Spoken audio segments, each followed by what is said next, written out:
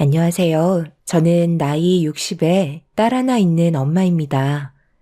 제 딸이 좋은 남자를 만나 결혼을 하려고 계획을 가지고 있었지만 안사돈의 잘못된 행동들이 결국 제 딸과 예비 사이를 갈라놓게 하고 말았습니다. 제가 여기에 사연을 신청한 이유는 저희 가족과 같은 피해를 받지 않으셨으면 좋겠고, 만약 여러분들의 자제분들이 결혼을 앞두고 있다면 이런 집안은 피하셨으면 좋겠네요. 제 딸이 결혼을 생각하며 교제를 하고 있는 남자가 있었습니다. 얘기를 들어보면 상당히 좋은 관계를 유지하고 있는 것 같아 보였어요. 둘 사이가 나쁘지 않아 보였고 싸우는 것도 본 적이 없었죠. 그래서 결혼까지 이어지겠구나 생각했었어요. 그리고 언제 한 번은 겪어야 될 일이 오게 되었네요. 저희 집에 인사를 온 예비사이는 딱 봐도 인물도 훤칠하고 성격도 상당히 밝아 보이는 모습이 첫눈에 들어왔고, 제 딸이 좋아할 만한 성격을 가지고 있는 걸 단번에 알 수 있었죠. 둘이 좋다는데 제가 뜯어 말릴 이유도 없었습니다.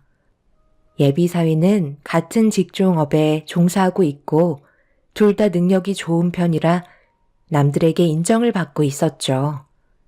보통은 같은 환경에서 근무를 하다 보면 그 안에서 대부분 이성을 찾게 되는 것 같아요. 제 딸도 그런 상황이었던 거죠. 그래서 그런지 둘은 대화도 잘 통했고 성격도 비슷해서 앞으로의 결혼 생활은 크게 문제 없을 것 같아 보였어요. 저희 집에 인사 온 건 그냥 형식적인 절차인 것 뿐이지 남편도 그렇고 저도 결혼에 대해 반대를 하지 않았습니다. 딸이 모든 걸 신중하게 결정하는 성격인데 자기 인생을 맡겨야 할 배필을 고르는 중요한 일을 생각 없이 행동하지 않았을 거란 걸 누구보다 저희 부부가 잘 알고 있었어요. 그래서 최대한 즐거운 분위기로 이끌어가면서 좋은 말만 해주고 조언해 줄 수 있는 건 아끼지 않았죠. 둘 다 나이도 어느 정도 있다 보니 최대한 서둘러서 결혼식을 올리는 게 좋을 것 같아 상견례 날짜를 최대한 빠른 시일 내에 잡길 원했습니다. 그런데 제가 둘의 결혼을 너무 당연시하게 생각했던 건지 예상치 못한 일들이 제 딸이 아닌 저에게 닥쳤습니다. 예비사위가 저희 집에 인사 왔을 때 아무 조건 안 보고 결혼을 허락했는데 사돈 측에선 저와 남편을 문제 삼고 결혼을 반대하게 되었죠. 안색이 안 좋은 상태로 집에 들어온 딸의 입에서 아빠 엄마의 직업 때문에 결혼을 하지 못할 수도 있다는 말을 들었을 때 상당한 충격으로 다가왔었습니다. 사돈 댁에서 그런 식으로 나올지 몰랐거든요. 정말 사돈분들이 그런 식으로 얘기했다는 거야? 너는 마음에 드는데 아빠 엄마의 직업에 흠이 있어서 결혼이 꺼려진다고? 지금 엄마가 너무 당황해서 말도 안 나오는데 사돈분들의 입장을 이해하려 해도 납득이 되지 않으니까 어떤 식으로 받아들여야 할지 모르겠네. 아빠 엄마 직업이 어때서? 식당에서 일하는 게 왜 문제가 되는 거지? 예비사이 집안은 어떤데? 우리와 비교도 할 수 없을 만큼 엄청나게 체력이 좋은 집안인 거야? 사돈분들이 뭐라고 하시는데? 집안 전체가 균형을 이루지 못하는 것 같아서 결혼에 대해 고민을 할 수밖에 없다고 하시는데 내가 거기에다 대고 무슨 말을 더해. 얼마나 어이가 없던지. 처음 인사드리러 갔을 때부터 나를 위아래로 훑어보는 것도 기분이 안 좋았는데 자리에 앉자마자 부모님이 식당에서 일을 하신다니까 상당히 불쾌한 얼굴을 하고 계시더라고. 그래서 왜 그게 문제가 되냐고 다시 되물으니까 흙수저가 금수저 하나 만든 것 뿐이지 집안 전체를 따지고 봤을 때 누가 봐도 흙수저 집안이라고 무시하시길래 더 이상 그 자리에서 머물러 있는 게 미련한 짓인 것 같아 더는 얘기하고 싶지 않다며 그 집에서 그냥 나와버렸어. 그 집안이 얼마나 잘 사는지는 몰라도 우리 가족을 무시하는 건 절대 용납할 수 없거든. 딸은 화가 잔뜩 올라온 상태였어요. 제가 봤을 때도 확실히 사돈분들의 행동은 문제가 있어 보였습니다. 남편은 옆에서 딸의 말을 듣자마자 결혼 얘기는 없었던 걸로 하는 게 좋을 것 같다며 화를 내고 있었습니다. 그런데 딸의 핸드폰으로 계속해서 예비사위한테 전화가 오더군요. 딸은 받지 않으려 했지만 남편이 무슨 말을 하려는 건지 드러나 보자며 통화하길 원했고 수화기에서 들려오는 예비사위의 목소리는 상당히 당황스러워하고 있었습니다. 결국 남편은 사위를 집으로 다시 불러들였고 잠시 뒤 안 좋은 표정으로 저와 남편의 얼굴 표정을 살피며 조심스럽게 집으로 들어왔습니다. 우리는 자네를 정말 좋게 보고 있었는데 사돈댁에서 그런 식으로 나올 거라곤 정말 몰랐네. 식당에서 이러는 게 뭐가 잘못됐다는 거야? 그렇다고 우리 집안이 그렇게 못 사는 형편도 아닌데 고작 식당에서 일한다고 해서 무시하는 거야? 아버님, 정말 죄송합니다. 저도 지금 이런 상황이 솔직히 당황스러운데요. 저희 엄마가 그런 식으로 말씀하실 줄은 전혀 몰랐어요. 아버님, 어머님께서 뭐 하시냐고 물어보시길래 솔직하게 말씀드렸는데 그때부터 표정이 변하셨거든요. 당연히 제가 옆에서 설명을 드렸는데도 식당 일 하시는 걸 못마땅해 하셨어요. 좋은 분위기가 만들어질 줄 알았는데 이런 식으로 실망을 안겨드려서 드릴 말씀이 없습니다. 하지만 저는 세경이와의 결혼을 절대 포기하고 싶지 않아요. 저희가 함께 해온 시간들도 있고 결혼을 약속한 사이인데 저희 부모님께서 반대하신다고 이 결혼을 포기하는 건 말이 안 된다고 생각합니다. 저희 둘이 좋아서 결혼하겠다는 건데 다른 의견으로 인해 계획에 차질이 생긴다면 저도 그만큼 각오할 준비가 되어 있습니다. 그러니 아버님께서 저희 결혼을 반대하지 않으셨으면 좋겠어요. 부탁드릴게요. 그건 오빠 생각이지. 어머님이 하시는 말 다 들었는데 우리가 어떻게 결혼을 할 수가 있겠어? 아무리 마음에 들지 않는다 해도 서로 초면이면 지켜야 할 예의가 있는 거야. 오빠 어머님께서 우리 엄마한테 뭐라고 하셨어? 식당 참모일 하는 우리 엄마가 못마땅하다고 하셨잖아. 내가 그동안 부모님께서 어떻게 살아오셨는지 두 눈으로 전부 다 봤는데 그런 식으로 무시를 하면 내가 이 결혼 하고 싶겠어? 오빠가 아무리 좋아도 결혼이라는 건 양가 집안의 축복 속에 이루어지는 거라고. 그런데 한쪽 집안에서 그런 식으로 나오면 앞으로 오빠와 결혼을 하게 되더라도 이런 문제들 때문에 부딪히게 되는 상황들이 수도 없이 많을 거라고. 그렇게 되면 결국 그 끝은 뭐일 것 같아? 오빠랑 나랑 이혼밖에 더해? 나는 내 인생이 흠집나는 거 정말 싫어하는 성격이거든? 미안하지만 우리는 여기까지 하는 게 좋겠어. 이런 일은 없겠지만 어머님이 직접적으로 찾아오셔서 진심으로 용서를 구하시기 전까지 오빠의 결혼은 다시 생각해 볼 거야. 이게 내가 지금 느끼고 있는 감정이야. 얼마나 잘 사는 집안을 만나고 싶어 하시는지 모르겠지만 솔직히 오빠 집안도 그렇게 따지면 어머님은 지금 뭐 하시는데? 아버님이 벌어오는 돈으로 편히 집안일만 하시잖아. 아버님이 의사라서? 정작 어머님은 우리 부모님보다 못하신데 오빠랑 아버님이 뒤에서 든든하게 받쳐주고 있다고 그런 식으로 기세 등등 하셔서는 상처되는 말들을 거침없이 뱉으시면 오빠랑 아버님 얼굴에 먹칠하는 것밖에 더 돼? 내가 전부 다 다시 바로 잡을 테니까 너무 흥분하지 말고 일단 침착하게 상황을 정리해 나가자. 세경이 네가 얼마나 상처받았는지 내가 충분히 이해하는데 이런 식의 극단적인 행동은 우리 둘에게 좋지 않은 영향을 끼치는 거야. 진심으로 나와 헤어지고 싶은 건 아니잖아. 우리 엄마가 얘기한 부분에 대해 서운한 것뿐이잖아. 내가 서둘러 해결하도록 할게. 딸은 화가 머리끝까지 올라와 버린 상태였어요. 자기 부모를 안 좋게 바라보고 있던 안사돈을 용서하고 싶지 않다며 결혼은 없던 걸로 하자고 예비 사위를 조금도 받아주려 하지 않았습니다. 처음으로 제 딸과 예비 사이의 안 좋은 모습을 두 눈으로 보고 있는데 마음이 너무 안 좋더군요.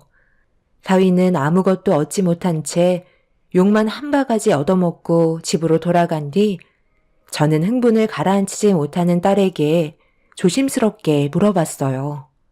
진심으로 모든 걸 사위와 헤어질 자신이 있는지 대화를 시도했는데 속은 그렇지 않았는지 제가 질문을 던짐과 동시에 딸은 눈물을 펑펑 흘리며 사돈의 행동에 대해 너무 서운하다고 괴로운 모습을 보여주고 있었습니다. 결혼은 당연하게 할 거라 생각했었는데 저와 남편이 식당 일을 하는 걸 못마땅히 해서 결혼을 반대할 거라곤 정말 상상조차 하지 못했었죠. 그날이요, 딸은 겉으로 아무렇지도 않은 척 행동하고 있었지만 사위와 같은 회사에 다니고 있어서 그런지 상처는 좀처럼 회복이 되지 못하고 있는 것 같았어요. 좀처럼 풀리지 않고 있는 매듭이 계속해서 꼬여만 가고 있는 모습을 지켜보는 저도 마음이 좋지 않았는데 결국 둘은 헤어지게 되었다는 말을 듣고 말았습니다. 몇 날 며칠을 눈물로 괴로워하고 있던 제 딸은 회사 일까지 지장을 주게 될 정도로 몸이 안 좋아졌는데 그건 예비 사위도 마찬가지인 듯 보였어요. 이런 상황이 오래 지속되지 않길 바랬지만 점점 더 문제가 커지기 시작했죠. 그렇게 되자 사돈댁에서도 예비 사위가 걱정이 됐는지 저에게 연락을 취해 왔어요. 다짜고짜 약속 장소를 문자로 보내고 만나자고 하길래 저도 진지하게 대화를 해봐야 할 것 같아 약속 장소로 나가게 되었고 그렇게 처음으로 안사돈과 얼굴을 마주하게 되었습니다. 이런 식으로 얼굴을 마주하게 될 줄 몰랐는데 제가 만든 상황이니 어쩌겠어요? 수습도 제가 해야 되겠죠. 왜 이렇게 됐는지 세경이 어머님도 어느 정도 알고 계실 테니 본론만 말씀드릴게요. 제 아들과 세경이 결혼할 수 있도록 허락하겠습니다. 이러다 제 아들까지 죽어나가게 생겼네요. 요 며칠간 회사를 못 나가고 있는데 아시겠지만 빠지는 것도 하루 이틀이지. 이런 식으로 계속 안 좋은 상황으로 유지가 된다면 나중에는 정말 회사에서 나오게 될지도 모른다고요. 저는 그렇게까지 안 좋은 방향으로 흘러가는 건 보고 싶지 않습니다. 그건 사돈도 저와 같은 생각이시죠? 자기 자식이 힘들어하는 걸 누가 보고 싶겠어요?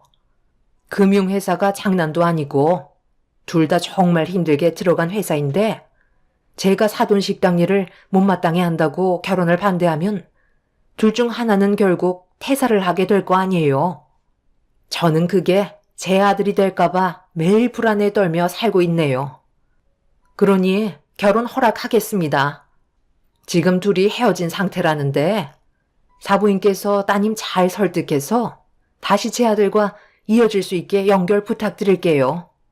제가 실수한 건 인정할 테니 사돈도 그만 기분 풀어주셨으면 좋겠네요.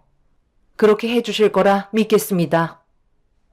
둘 다 비슷한 조건이고 앞으로 잘 살기만 바라면 아무런 문제가 없는 건데 사돈께서 왜 이런 식으로 일을 크게 만드셨는지 저는 정말 이해를 하지 못하겠네요.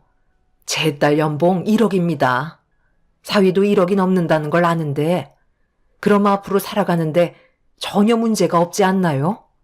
제가 식당 일을 하는 게 그렇게 못마땅하셨어요? 일이 이 지경이 되기 전에 한 번 더 생각을 하셔도 되는 건데 결국 이런 사태가 오고 나서야 사위가 회사에서 미끄러지기라도 할까봐 그게 아쉬워서 지금 저와 만나자고 한 거잖아요.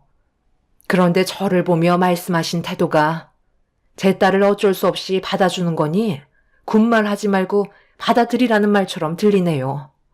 실수하신 부분에 대해 조금도 잘못을 인정하고 계신 것 같지 않으신데요? 이 문제는 저보다 제 딸과 푸셔야 할 것 같습니다.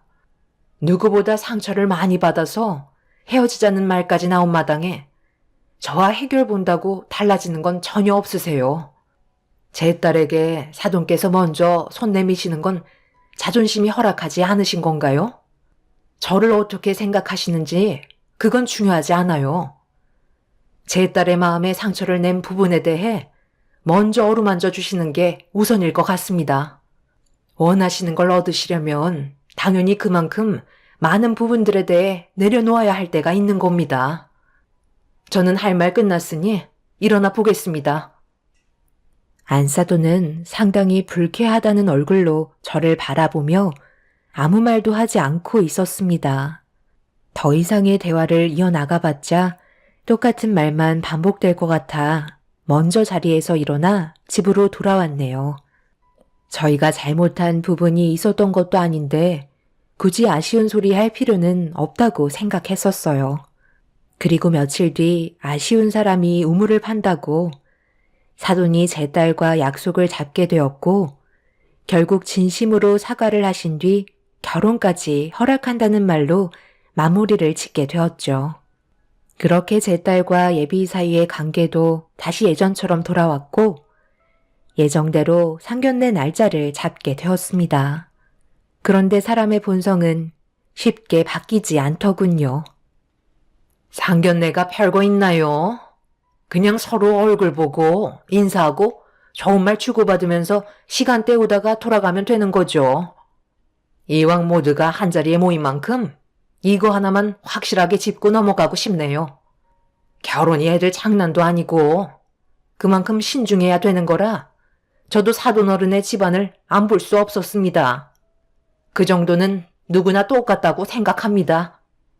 단지 제가 생각한 기준에 사돈 집안이 부족했던 것 뿐이고 그걸로 인해 세경이가 서운하게 받아들인 것 뿐이죠. 얼마 전에 세경이와 따로 만나서 많은 대화를 주고받긴 했는데 둘이 좋다면 저도 더 이상 관여하지 않겠습니다. 쓸데없는 말을 해서 둘에게 안 좋은 영향을 많이 끼치고 있다는 걸 알 수 있었고 저도 안 좋아지는 상황을 바라지 않으니까요. 그래서 둘이 결혼을 하면 세경이와 좀 더 가까워지는 시간을 가지고 서로에 대해 알아가고 싶어서 몇 년간은 저희 집에 들어와 같이 살았으면 좋겠거든요. 어차피 나중에는 분가를 하게 될 테지만 결혼하고 나서 바로 떨어져서 산다면 아들을 끼고 살았던 제 입장에서는 정신적으로 상당히 힘든 시간들이 될 것 같아서요. 그래서 어느 정도는 적응하는 시간이 필요하지 않을까 생각됩니다. 오랜 시간 함께 살자는 게 아니라 2, 3년 정도면 적당할 것 같거든요. 그 사이 아이가 생기기라도 한다면 어차피 도움도 받아야 하니까 아이 눌러붙어 살아도 되고요. 제가 원하는 건 딱 여기까지입니다. 사돈, 그런 개인적인 생각을 제 딸에게 따르라고 하는 건 무리가 있는 듯 싶은데요. 결혼을 허락하셨으면 당연히 앞으로 잘 살아갈 수 있게 부모는 뒤에서 지켜봐야 하는 게 맞는 거라 생각합니다. 결혼을 하게 해줘놓고 왜 자식들을 품에 끼고 살으려 하시는지 도통 이해가 되지 않네요. 반대로 제가 사위를 집안으로 들인다면 사돈 입장에서는 어떻겠어요? 받아들여 주시겠나요? 둘의 결혼을 허락하자는 자리이고 앞으로 서로에 대해 좋은 말들만 해줘도 모자랄 시간에 사돈의 발언은 지금의 상견례 자리의 분위기를 흐릴 뿐입니다. 그리고 자식들의 의견이 제일 중요한 거 아닐까요? 다들 어떻게 생각하니? 저희 엄마가 이런 생각을 가지고 계실지 전혀 몰랐어요. 하지만 같이 살아갈 순 없어요. 그건 저도 불편하고 결혼을 했으면 당연히 따로 살아야 하는 게 맞는 거죠. 제가 원하지 않기 때문에 엄마의 의견은 받아들일 수 없을 것 같아요. 저도 같은 생각이에요. 신혼을 그렇게 보내고 싶지 않을 뿐더러 저는 오빠와 마음 편히 생활하고 싶어요. 그러니까 내 의견에 모두가 반대를 한다는 거네. 내가 좋게 얘기한 건 눈치껏 행동하라고 얘기한 건데 들어주지 않겠다는 건 결혼을 하지 않겠다는 거와 같은 거 아니야? 양보를 어느 정도 했으면 돌아오는 게 있어야 하는 건데 왜 내 의견을 들어주려 하지 않는 거지? 이렇게 되면 나도 결혼 허락을 할 수가 없지. 평생을 함께 살자는 것도 아니고 고작 2, 3년 함께 지내자는 건데 그게 그렇게 잘못된 거니? 됐다. 이 결혼 없던 걸로 하자. 식당에서 참모나 하는 사돈이 못마땅한데도 받아줬으면 감사하게 생각해야지. 이제 다 필요 없으니까 이 결혼 없던 걸로 하자고. 제 딸이 사위와 결혼을 하고 사돈댁에서 함께 살지 않겠다는 말에 또다시 분노했고 결혼을 반대하면서 상견례장이 떠나갈 정도로 언성을 높였어요. 그 모습을 보는데 더 이상은 힘들 것 같은 생각만 계속해서 들었습니다. 예비사위는 자기 엄마의 모습을 보며 많이 답답한 듯 머리를 쥐어뜯고 있었어요. 제 딸도 어이가 없다는 듯 사돈을 쳐다보고 있었죠. 남편도 더는 듣고 싶지 않았는지 자리에서 일어났고 저희 가족 모두는 결혼은 없던 걸로 하자며 상견례장에서 나오려 하는데 묵묵히 말수를 아끼고 계신 사돈 어른이 저희를 멈춰 세우셨네요. 그리고 그 자리에서 한마디 하셨어요. 제 안사람이 많이 부족해서 면목이 없습니다. 오늘이 정말 중요한 자리인데 이런 식으로 나올 줄은 전혀 예상하지 못했네요. 저는 아들이 행복했으면 좋겠어요. 그런데 계속 안 좋은 일이 반복해서 생기니 저도 해결 방법을 찾아봐야 할 것 같네요. 조만간 다시 연락을 드릴 테니 너무 극단적으로 생각하지 마시고 일단 마음부터 풀어주셨으면 좋겠습니다. 아들, 사돈분들 가신다니 배웅해 드려야지. 아빠는 엄마와 따로 대화를 좀 해야 할 것 같으니 나중에 집에서 보도록 하자. 사돈 어른은 안사돈과 진지한 대화를 나누기 시작했고 저희는 결국 집으로 돌아올 수밖에 없었습니다. 사위가 저희 집까지 뒤따라와서 또다시 고개를 숙여야 하는 상황이 만들어지게 되었고 그런 모습을 보고 있던 남편이 사람마다 생각하는 게 달라서 그런 거라며 더 이상 사위가 미안해하지 않았으면 좋겠다고 불쌍하게 바라보고 있었습니다. 결혼이 이렇게까지 힘들 줄 몰랐는데 또 다시 이런 상황이 닥치게 되니 저희도 많이 지치게 되더군요. 남편은 사위에게 좋은 말을 아끼지 않았고 많은 위로를 해주며 힘을 실어 주었네요. 안사돈만 정상적인 사고방식을 가지고 있었다면 이런 일은 전혀 없었겠죠. 상견례가 엎어졌으니 결혼식도 자연스럽게 없던 일로 되어가게 되면서 딸도 더 이상 미련이 없었는지 아무 말도 하지 않았습니다. 그런데 어느 날 퇴근하고 집에 들어온 딸이 어이가 없다는 표정으로 예비사위와 나눴던 대화 내용에 대해 들려주었는데 너무 어이가 없어 아무 말도 할 수가 없겠더라고요. 사돈 어른이 예비사위와 제 딸의 결혼을 허락해 주는 게 좋을 것 같다고 지속적으로 설득을 시켰는데 안사돈은 받아주기 싫다며 식음을 전폐하고 방에서 나오지 않고 있다며 며칠째 물 한 모금도 안 마시고 있다는 충격적인 말을 듣게 되었죠. 그렇게까지 저희 가족이 싫은 건지 이해할 수 없었습니다.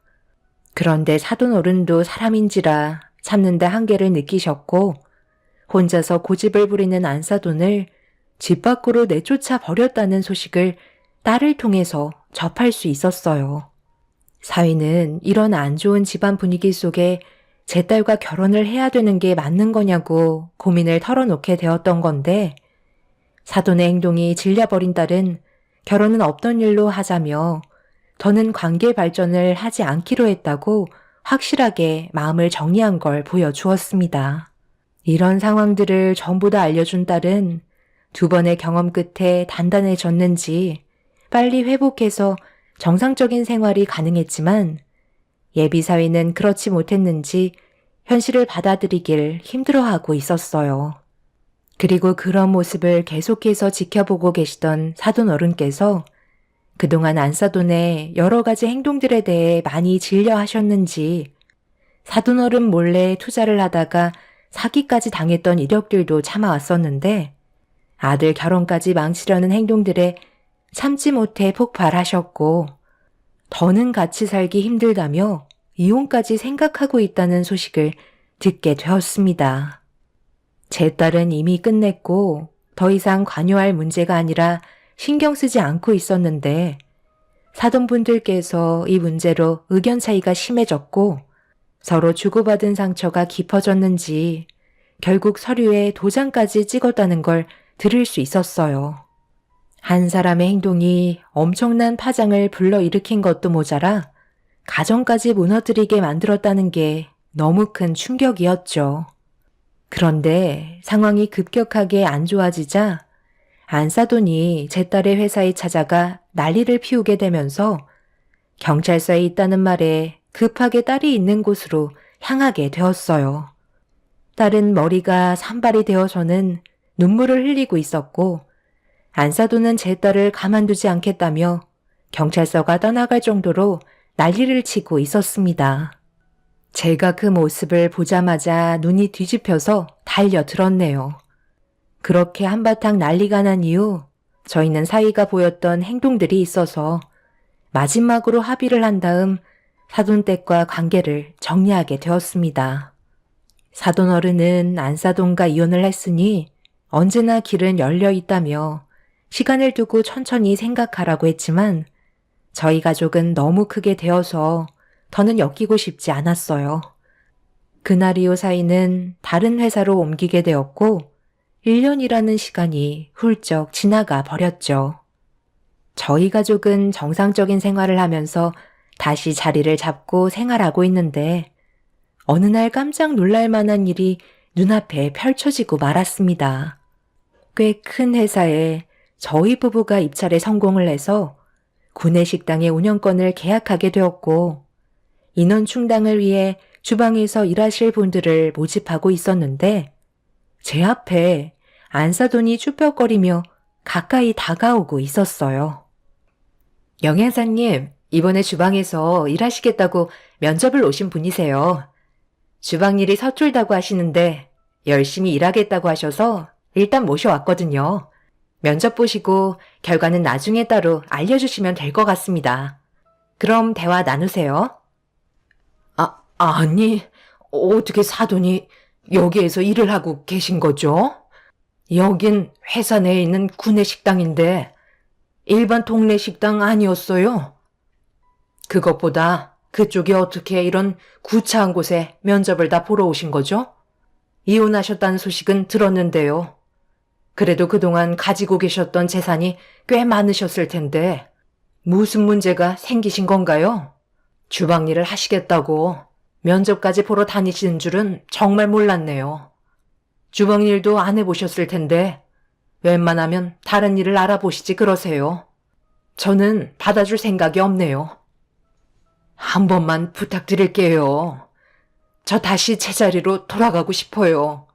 저희 남편이 그동안 제가 너무 세상 물정 모르고 살았다며 돈 버는 게 얼마나 힘든지 느껴봐야 정신을 차릴 것 같다고 사돈이 하시는 식당 일을 한 번 저도 경험해 보라고 해서 면접을 보게 된 건데 여기에서 사돈을 만나게 될 줄 몰랐네요. 한 번만 받아주세요. 다시 제자리로 돌아가려면 제가 얼마나 열심히 일을 했는지 그이가 봐야 한다고요. 다시 재결합을 할 수 있는 방법이 이것밖에 없어요. 가정으로 돌아갈 수 있게 사돈께서 도와주시면 안 될까요? 그때 일은 벌써 지난 일이고 이미 1년이나 흘러갔는데 저만 아직까지 정상적인 생활을 하지 못하고 있어요. 이대로 평생 살고 싶지 않아요. 사돈께서 저를 한 번만 불쌍히 생각해 주시고 일 좀 가르쳐 주세요. 부탁드릴게요. 세상 참 좁다고 이런 곳에서 사돈을 다시 만나게 될 줄 전혀 몰랐습니다. 주방에서 일한다고 무시할 땐 언제고 제 앞에 나타나 면접을 보러 온 사돈의 모습을 보니 정말 어이가 없었네요. 들어보니 이혼을 할 때 얼마의 재산을 가지고 나왔는데 그것도 전부 잘못된 투자로 탕진하게 되면서 생활이 궁핍해지자 다시 사돈어른과 재결합을 하고 싶다며 받아달라고 애원을 하면서 이런 사태까지 벌어진 것 같습니다. 사돈이 저희를 무시한 직업에 대해 경험을 해보라며 지시를 내려서 움직이곤 있지만 사람의 본성이 어디 가겠나요. 제 딸과 사이의 결혼을 막아서고 눈물을 쏟게 만들었으면서 정작 본인은 살겠다고 저에게 도움의 손길을 내밀고 있는 안사돈을 보고 있으니 너무 화가 치밀어 오르네요. 더 이상 연관도 없는 사람인데 한 공간에 있고 싶은 마음은 솔직히 없습니다. 새해에 입찰을 받아서 앞으로 몇 년간 활동해야 될 구내식당에서 사돈과 부딪히다 보면 분명 또 다른 사건이 시작되겠죠. 남편도 받아주지 말라고 하네요. 날은 이 사실을 모르고 있습니다. 본인이 잘못한 대가에 대해 충분히 받았으면 좋겠네요. 제 사연 들어주신 분들께서 이런 사람을 사돈으로 맡게 되신다면 절대 결혼을 반대하셨으면 좋겠어요. 모두가 힘들어지는 길을 선택하는 겁니다. 새해에도 모든 분들 건강하시고 소망하시는 일 모두 이루시길 바랍니다. 감사합니다. 안녕하세요. 늘 이곳의 사연을 들으며 왜 이렇게 시댁은 대부분 며느리들을 힘들게 하는지라는 생각을 가지고 듣고 있어요. 저 또한 시댁이 반대로 결혼을 했기 때문에 힘겨운 시기였습니다. 없이 살던 시절 살림의 보탬이 되어 있던 저는 남의 집 일을 해주며 돈을 벌었고 그때 당시 형편이 너무 어려워 남들처럼 학교를 다니지도 못했던 터라 배운 게 없었거든요. 그래도 그나마 장녀인 제가 살림의 보탬이 되었기 때문에 동생들은 공부를 마칠 수 있었죠. 아마 다시 돌아가도 그때 그 선택을 후회하지 않을 거예요. 그리고 전 부잣집에서 파출부 일을 하다가 지금의 남편을 만나게 되었어요. 부잣집 도련님과 파출부의 사랑을 달갑게 보지 않던 시부모님은 당연히 노발대발하며 반대를 하기 시작했고 제 인생 거센 파도가 시작되었죠.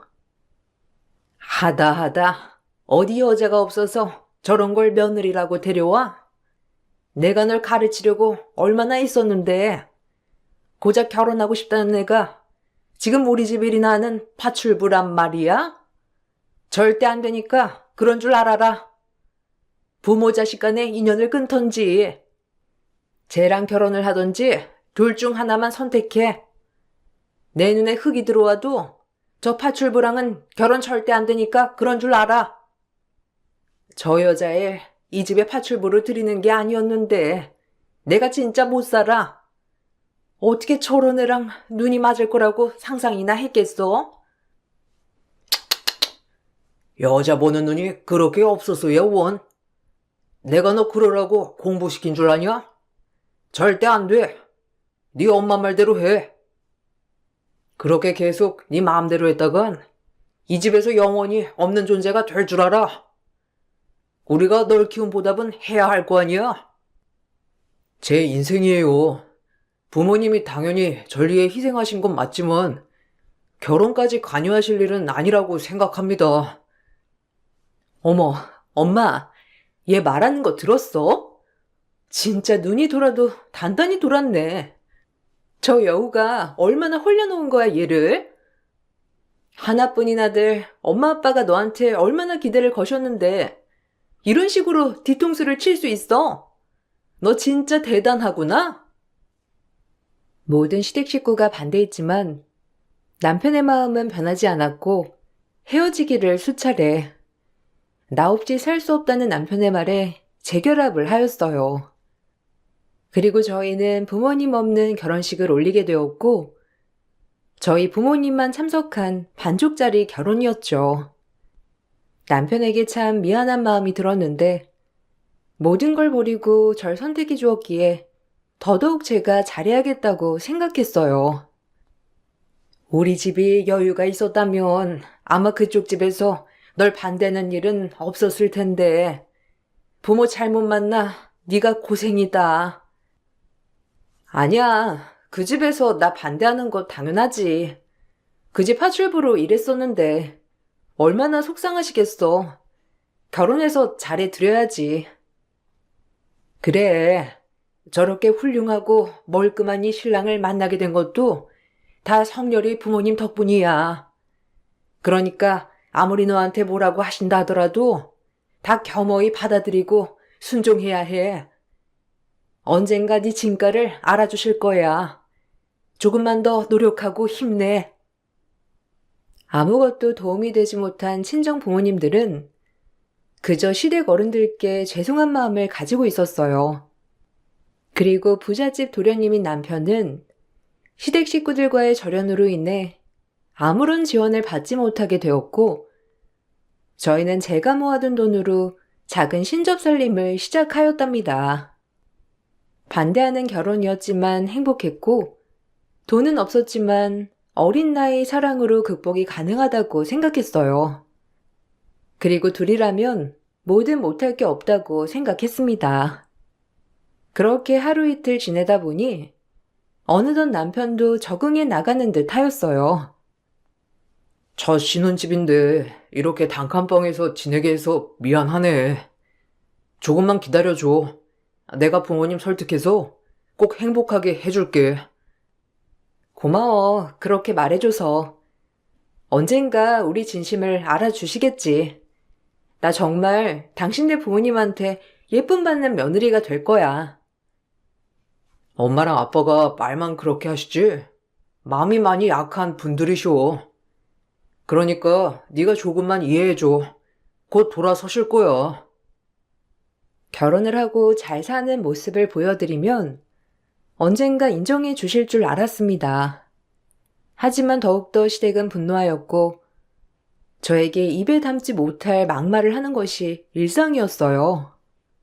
잘나고 귀한 아들을 꼬여내 부모님과 절연까지 시키는 나쁜 것이라고 했으니까요.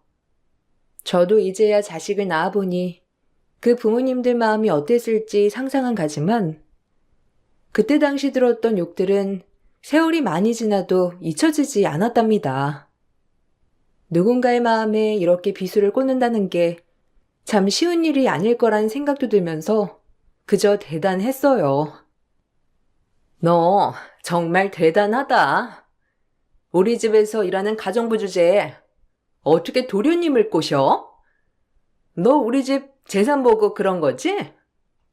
누가 너같이 여우 같은 애 속셈 모를 줄 알아? 지 주제를 알아야지. 엄마랑 아빠는 너랑 대화조차 하기 싫어해. 불결하다고. 형님, 제가 더 잘할게요.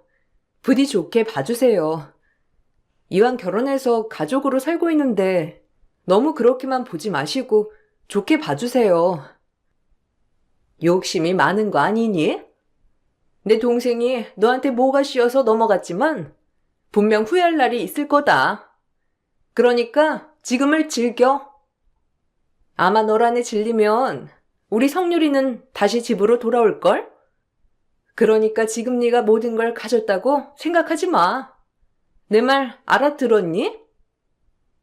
신우는 저희 집에 찾아와서 저런 말도 스스럼 없이 했고, 그런데도 불구하고 저희는 사랑을 잘 지켜냈어요. 하지만 3년이 지났고 슬슬 어렵게 사는 형편이 지겨진 남편은 저 모르게 시댁과 내통을 하는 일이 잦아졌죠. 그쯤 남편의 어머니도 아들을 잃었다는 허한 마음이 들었는지 점차 남편을 받아주기 시작했어요. 그리고 남편과 시댁은 교류를 하면서 저도 자연스럽게 그 집에 자주 방문을 하게 되었고, 점차 그 집의 며느리로서 지내기 시작했어요. 하지만 막말과 모욕은 여전했습니다. 그때 당시 임신을 했을 때였는데 아이까지 달가워하지 않는 모습을 보이면서 제가 스스로 나가 떨어지기만을 바랬으니까요. 하나밖에 없는 아들 잃을 수 없으니 받아들였다마는 내가 너까지 받아들일 줄 알아? 우리 아들 때문에 억지로 참는 거야. 그리고 네 뱃속에 애, 우리 성렬이 아이 맡긴 한 거니? 출신조차 파출부 출신인데 뭘 어떻게 하고 다녔을지 내가 알게 뭐야. 어머니, 저한테 화가 나셔서 막말하시는 거야 다 이해한다 하더라도 어떻게 뱃속 손주한테 모욕을 하시나요? 우리 성렬이 핏줄이라고 하더라도 네 피가 섞였는데 천박하긴 마찬가지겠지. 내가 그 애가 마냥 예쁠 것 같아? 언젠가 성렬이도 변할 거다. 너랑 이렇게 구질구질 사는 게 얼마나 지겹겠어? 우리 곱고 고운 도련님인데. 하여튼 너 정말 무섭고 대단한 아이야. 우리 성렬이 꼬신 것도 모자라서 애까지 뵈서 이제 아무렇지 않게 안방마님을 하려고 해? 절대 용납 못해. 너무하시네요. 전 성렬 씨 돈은 관심 없어요. 그저 사랑해서 한 결혼이고 당연히 결혼을 했으니 아이가 생긴 거죠. 그러니까 아이에 대해 막말을 멈춰주세요. 저한테 그러는 건 상관없지만 아이한테까지 그러시면 저 못 참습니다. 아이고 무서워라. 그래, 너같이 천박한 애가 한번 돌변하면 무섭겠지. 내가 널 이길 수나 있겠니? 출신이 다른데? 아무리 제가 노력해도 시어머니는 절 받아주지 않았고, 그로부터 꽤 시간이 지난 날 아이는 태어났어요. 남편 가정 기뻐했지만 본인의 손주임에도 불구하고 시댁 식구들은 단 한 명도 제 병원에 방문하지 않았어요.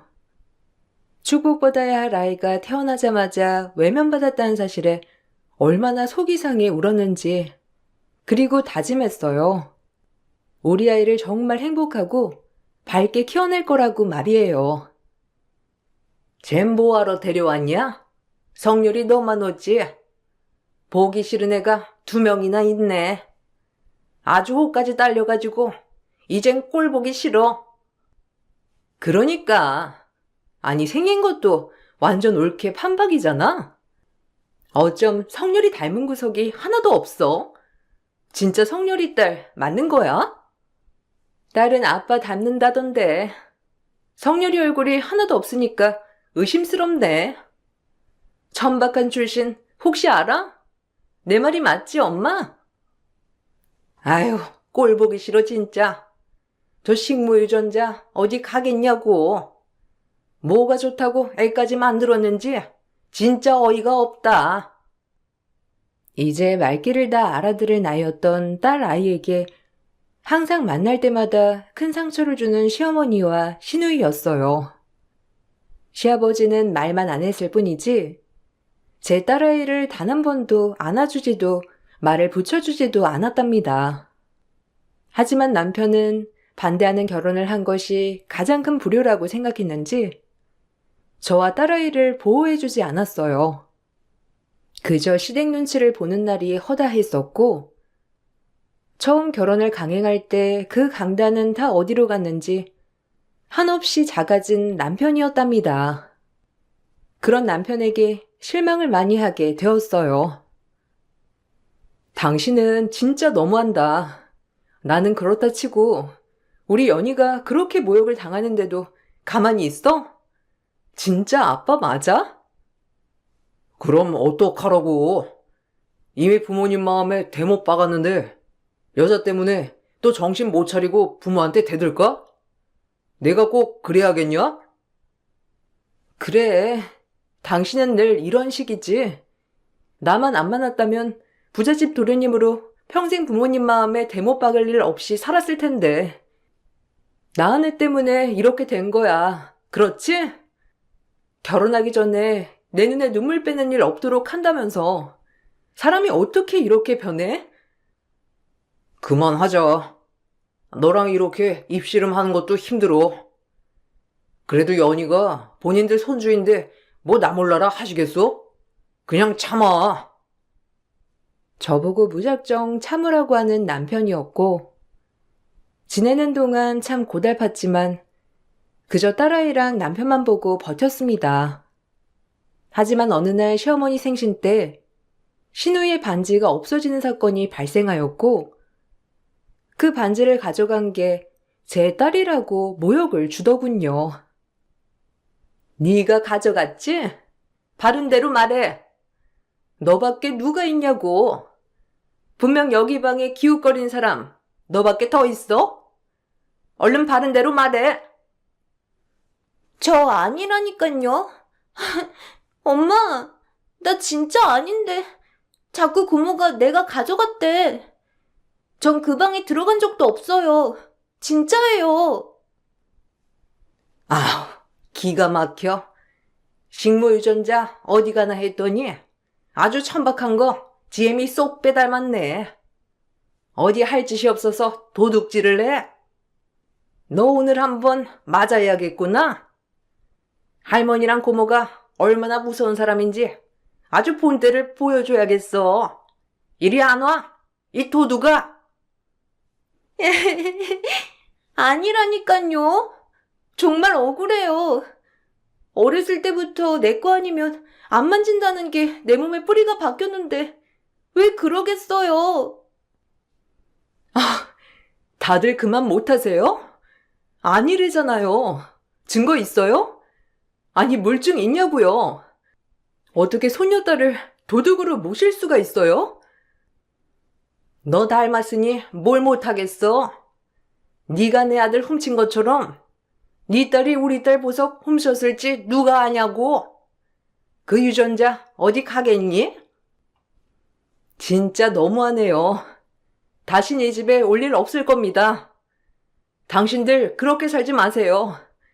힘들고 어려운 세월 돈 벌겠다고 파출부 좀 뛴 게 뭐가 그렇게 손가락질 받을 일이라고. 아직까지도 그러는지. 잘난 부모들 만난 것밖에 없는 사람들이 정말 대단하네요. 말 한번 펀지르르하게 잘하네. 그래봤자 식물유전자 어디 안 가지. 구질구질한 이 변명 듣고 싶지 않아.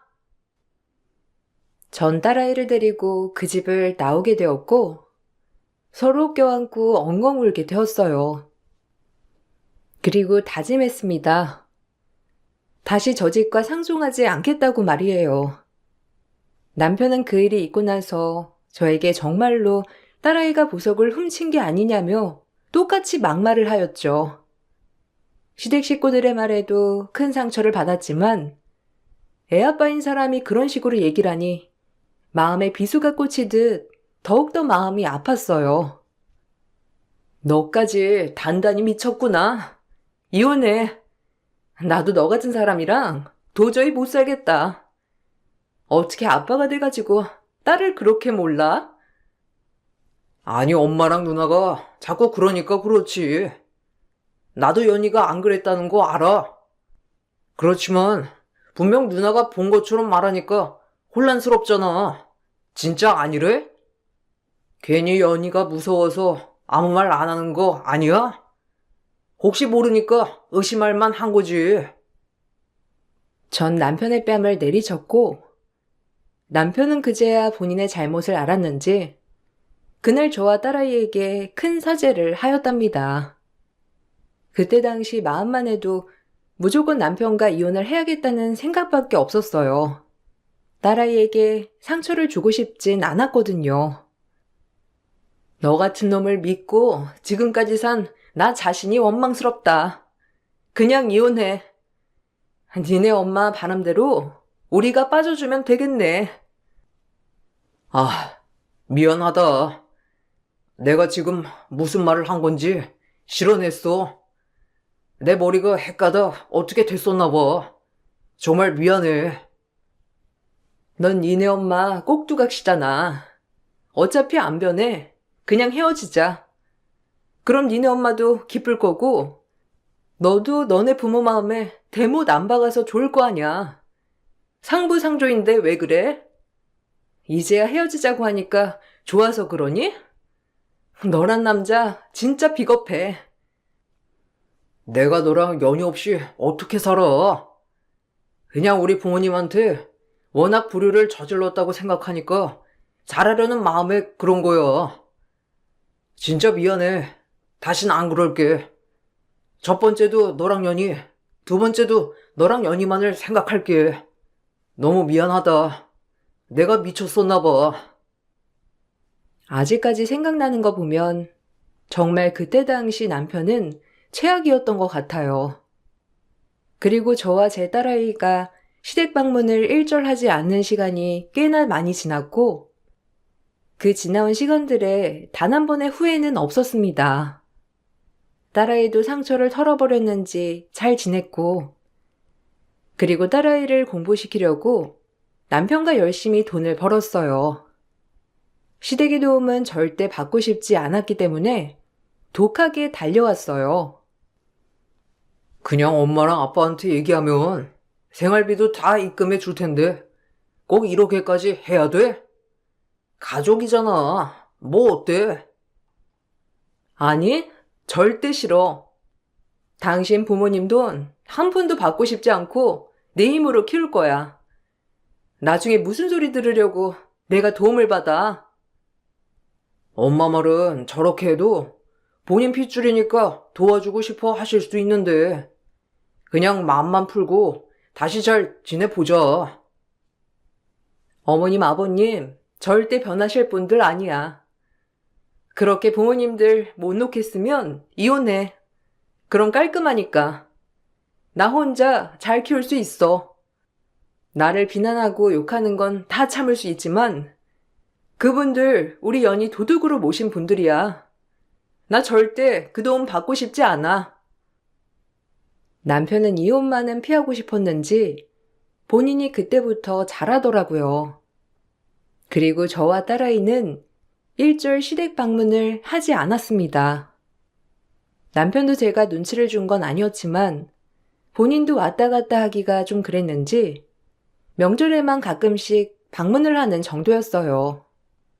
하지만 참 얄궂게 이게 무슨 운명 같은 장난인지 그 일이 있고 16년 뒤 아버님 어머님 시누이까지 셋이 강원도에 놀러가다 그만 마주오는 음주운전 트럭에 부딪혀 교통사고를 당하고 말았어요.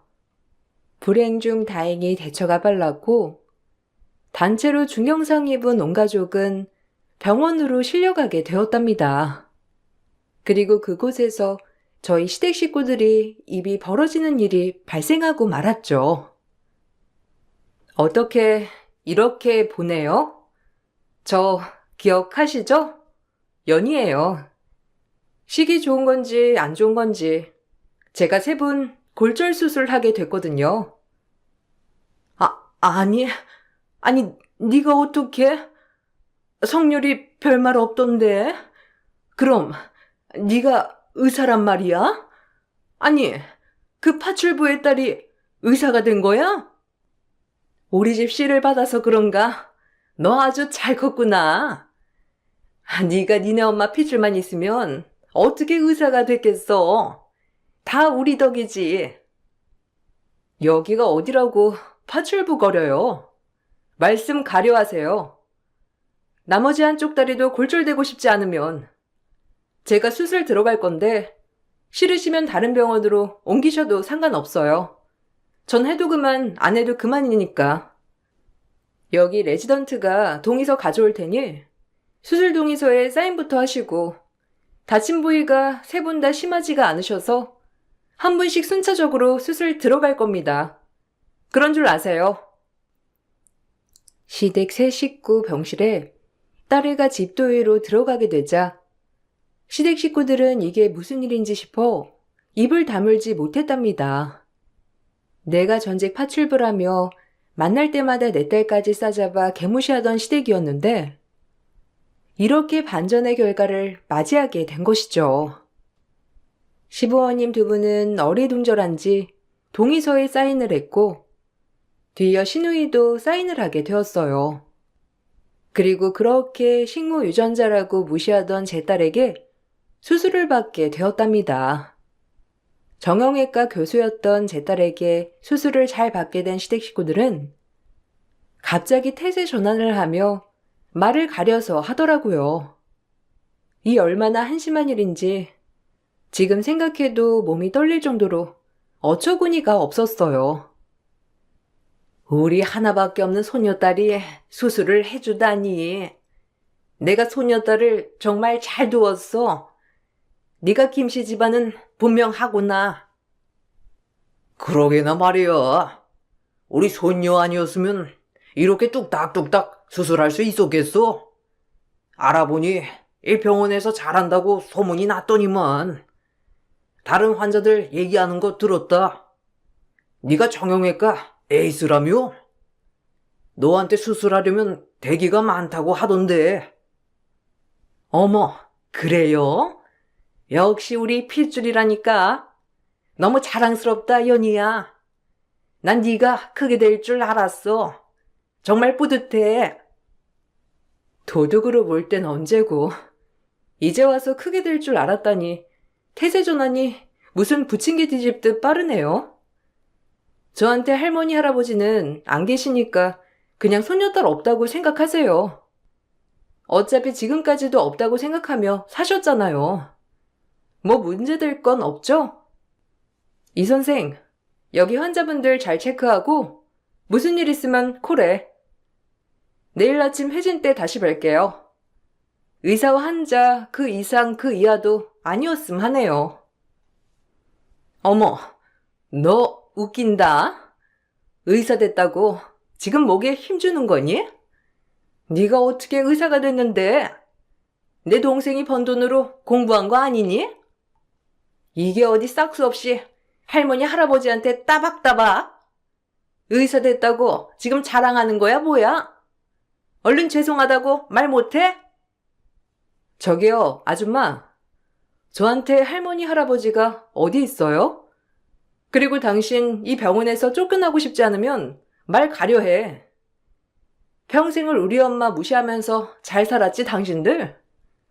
나한텐 원수 그 이하도 아니니까 감히 핏줄 타령 마요. 역겨우니까. 딸은 그 말을 하고 병실을 나왔다고 했고 곧이어 저도 이 사실을 알게 되었어요. 오히려 이 얘기를 들으니 정말 잘 됐다고 생각이 들었죠. 우리 딸 이렇게 훌륭하게 자라서 그렇게 무시하던 사람들 앞에서 당당히 말이라도 할 수 있다는 게 어딘가 싶으면서 말이에요.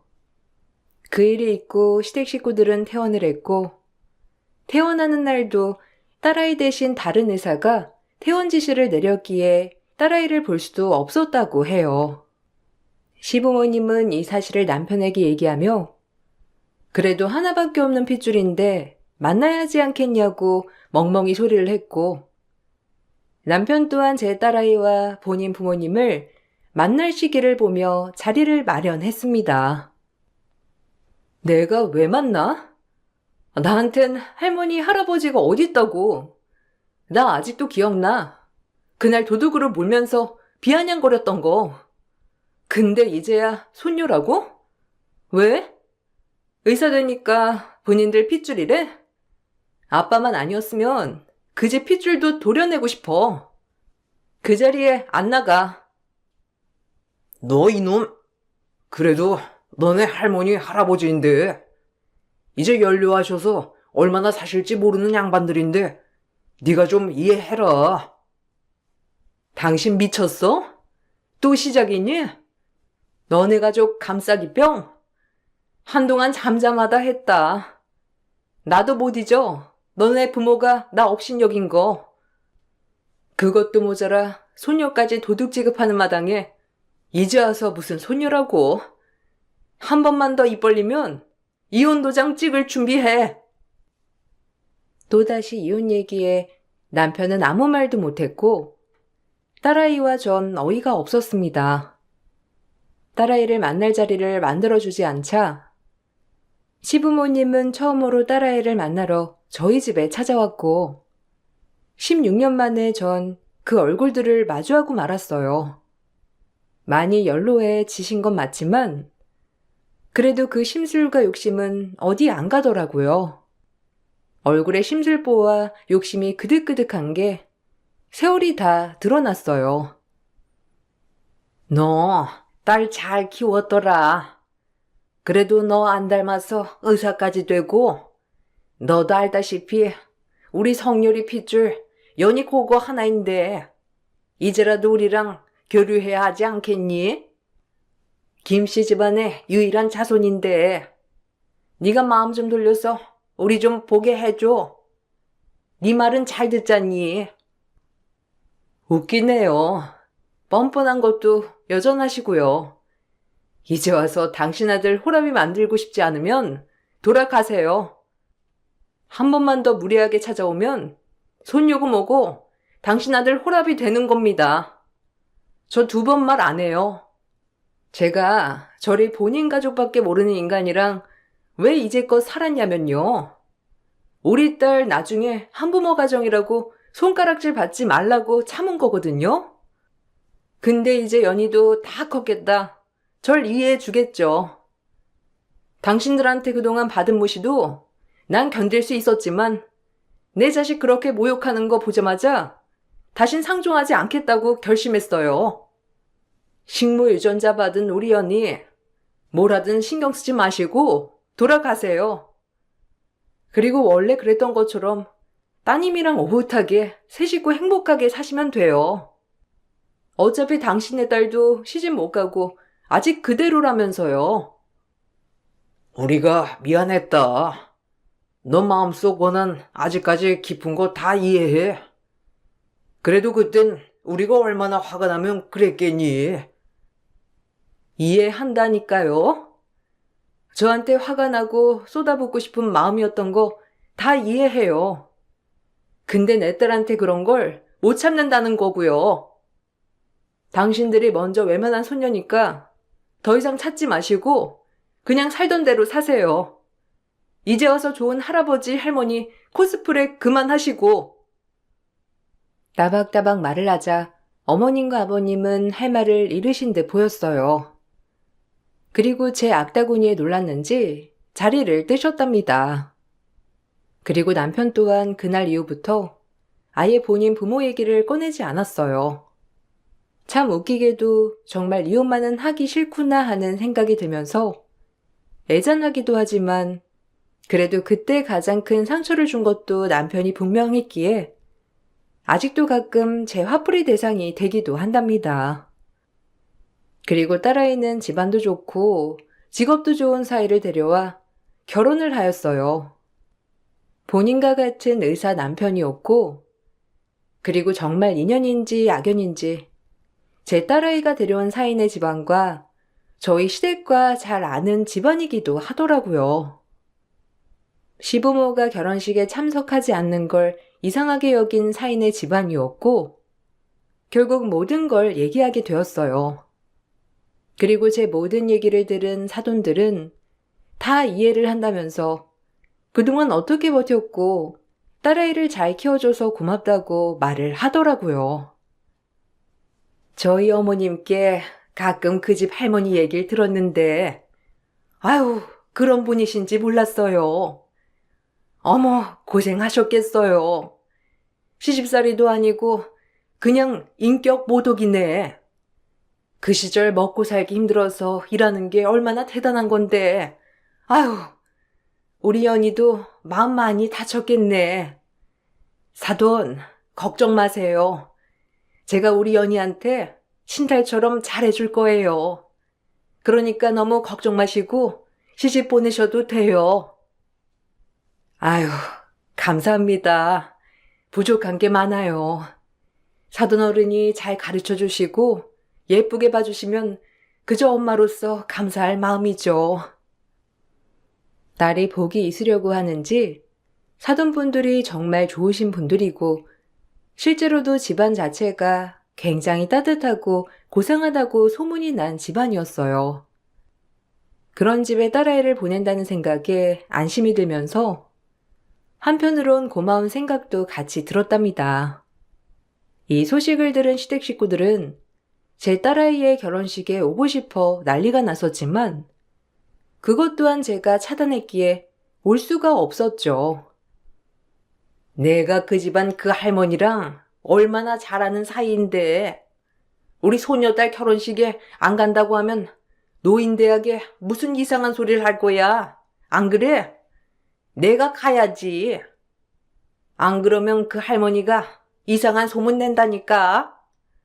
그러니까 소녀딸 결혼식에만 참석하마. 안 돼요. 연희한테 한 행동이 있으면서 저야 뭐 엄마고 아빠니까 이렇게 왕래하는 건데 연희랑 집사람 아예 엄마 아빠 보고 싶어 하지 않아요. 그러니까 왜 연희를 그때 그렇게 남보듯 하고 도둑으로까지 몰았어요. 애가 얼마나 상처가 됐으면 지금까지 그러냐고요? 그 일은 엄마가 진짜 잘못한 일이니까 그런 줄 아세요. 저도 힘 없어요. 그러니까 독촉 마요. 아유, 이 팔푼이. 지 마누라 하나 못 잡고 살고. 아이고, 누가 연희가 의사가 될 줄 알았어? 지 엄마 닮아서 무식하고 멍청할 줄 알았지. 내가 우리 노인대학에서 우리 손녀 의사라고 얼마나 자랑을 하는데 그 결혼식에 안 가봐라. 그러니까 어딘지 당장 얘기해. 네 아빠랑 조용히 참석만 할 거니까. 내가 그래도 할망구들 볼 체면은 있어야 할 거 아니야? 계속되는 성화에 남편은 저에게 넌지시 물어봤고 역시 그날 저에게 폭풍 잔소리를 들어야 하는 남편이었답니다. 그래도 하나밖에 없는 손녀 결혼식인데 오시기는 해야지. 뭐 당신이랑 연희가 보진 않더라도 그래도 행사인데. 정신 못 차렸구나. 연희한테 할머니 할아버지가 어딨어? 자꾸 허튼 소리 할래? 외갓집밖에 없는 애야. 이제 연희도 시집 갔겠다. 당신 나한테 밥이라도 얻어먹으려면 그 입 다물어. 알겠어? 난 당신 부모랑 누나 절대 보기 싫으니까. 아유, 알겠다. 내가 널 어떻게 이기니? 그래도 내가 하나밖에 없는 아들인데 우리 부모님을 어떻게 외면해? 누가 당신더러 외면하래? 당신이 알아서 잘 챙겨. 나랑 연희만 끌어들이지 말란 말이야. 의사나 되니까 손녀 타령이지. 그냥 회사원이라고 했어봐. 어디 거들떠나 보시겠어? 당신 부모님 그런 분들이잖아. 난 지금까지도 말 섞고 싶지 않아. 그렇게 시댁과의 인연은 끝이 났어요. 중간중간 많은 일들이 있었지만 참 그때 그 묵은 감정이 잊혀지지가 않았죠.